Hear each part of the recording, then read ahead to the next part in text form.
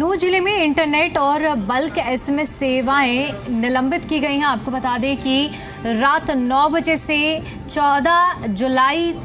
रात 9 बजे तक 24 घंटे के लिए इंटरनेट सेवाएं निलंबित रहेंगी। बैंकिंग और मोबाइल रिचार्ज से जुड़े हुए एसएमएस सुविधा भी पहले की तरह वो जारी रहेंगी। कानून व्यवस्था के सुचारू प्रबंधन के लिए ये आदेश दिए गए हैं। गृह विभाग के अतिरिक्त मुख्य सचिव की तरफ से ये आधिकारिक आदेश जारी किए गए हैं।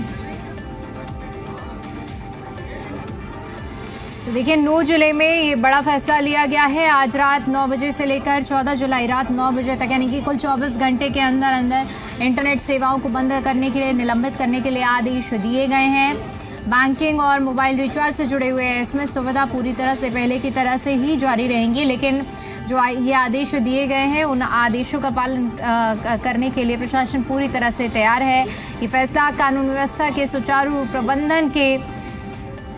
वजह से लिया गया है, जहां गृह विभाग के अतिरिक्त मुख्य सचिव की तरफ से आधिकारिक आदेश जारी किए गए हैं।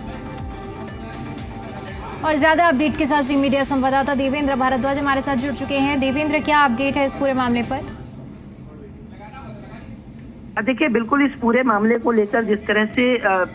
पुलिस इस बात को भली भांति जानती है, जिस तरह से पहले जो घटना हुई थी और इसी यात्रा के दौरान घटना हुई थी, तो फिलहाल सुरक्षा को मद्देनजर रखते हुए पुलिस की तरफ से एहतियातन तौर पर निर्णय लिया गया है कि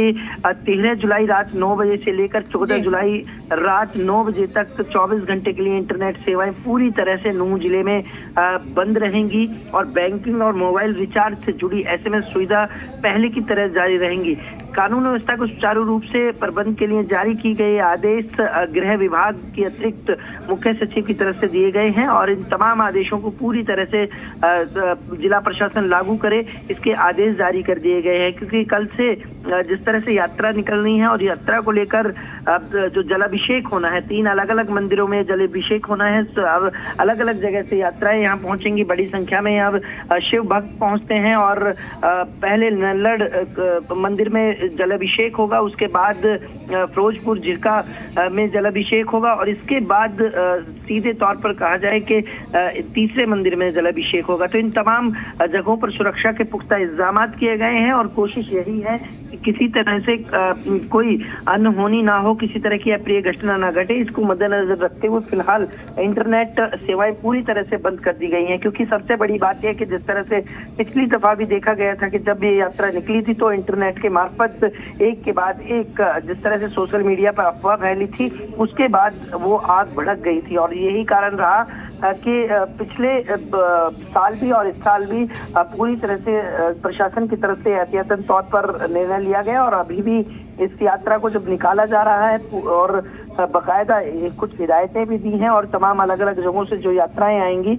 उन यात्राओं के बीच सुरक्षा के पुख्ता इंतजाम किए गए हैं और इंटरनेट पूरी तरह से यूं कहें कि 24 घंटे के लिए बंद रहेगा। किसी भी तरह की कोई इंटरनेट सेवाओं का प्रयोग नहीं कर पाएंगे। जी बिल्कुल देवेंद्र, और इस पूरे मामले को अगर विस्तार से एक बार फिर से दर्शकों को हम समझाना चाहें कि आखिर ये पाबंदियां जो लगाई जा रही हैं वो प्रशासन इतनी सख्ती से क्यों लागू कर रहा है, तो विस्तार से जरा एक बार फिर से दर्शकों को जानकारी दीजिए कि किस तरह से यात्रा निकलने वाली है और क्या ऐसा खतरा है जो ये धारा लागू की गई है, इंटरनेट सेवाएं बंद की गई।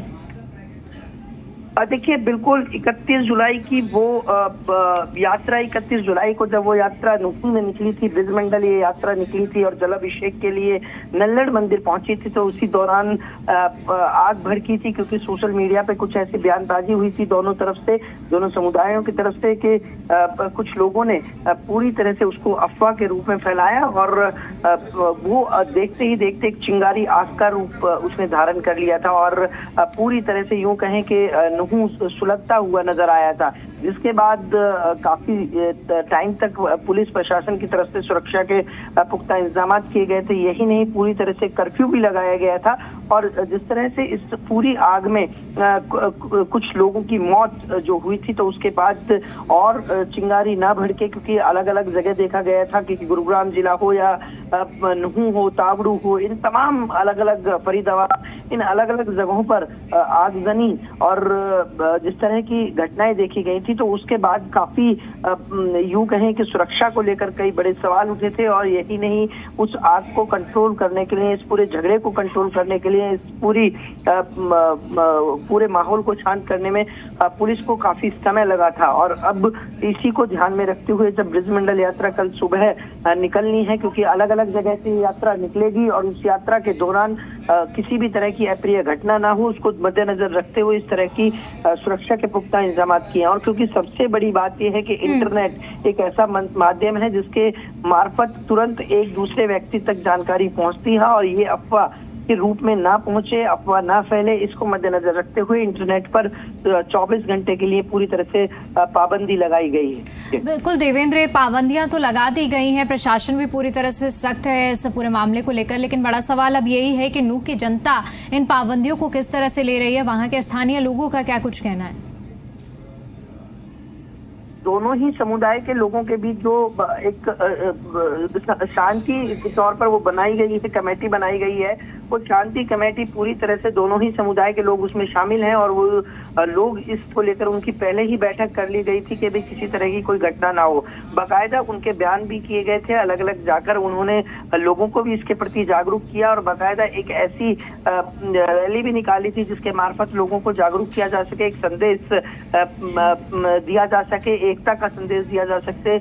प्रेम भाव का संदेश दिया जा सके। और किसी भी तरह से दोनों ही समुदाय के लोगों ने मिलकर कोशिश की थी। और फिलहाल अब यूं कहें कि उसी शांति कमेटी की तरफ से एक बार फिर लोगों को भी जागरूक किया गया, और उस बैठक के बाद ही ये निर्णय लिया गया कि ब्रजमंडल यात्रा को निकाला जाए। और ये ब्रजमंडल यात्रा जब कल निकलेगी तो अलग अलग जगह से पहले की दफा निकलेगी, लेकिन सुरक्षा के पुख्ता इंतजाम होंगे। और बाकायदा दोनों ही समुदायों ने ये अपील की है कि किसी भी तरह की कोई झगड़ा ना हो, किसी भी तरह की कोई परिस्थिति अप्रिय घटना उत्पन्न ना हो। इन तमाम बातों को ध्यान में रखते हुए बाकायदा लोगों को जागरूक भी किया। और यही नहीं, और दोनों ही समुदाय कल इस पूरी यात्रा के दौरान कहीं ना कहीं वो तस्वीरें भी नजर आएंगी कि मुस्लिम समुदाय के लोगों की तरफ से इस यात्रा का स्वागत करते हुए भी नजर आएंगे। ये भी अलग अलग जगह कार्यक्रम बाकायदा मुस्लिम समुदाय की तरफ से रखे गए हैं। और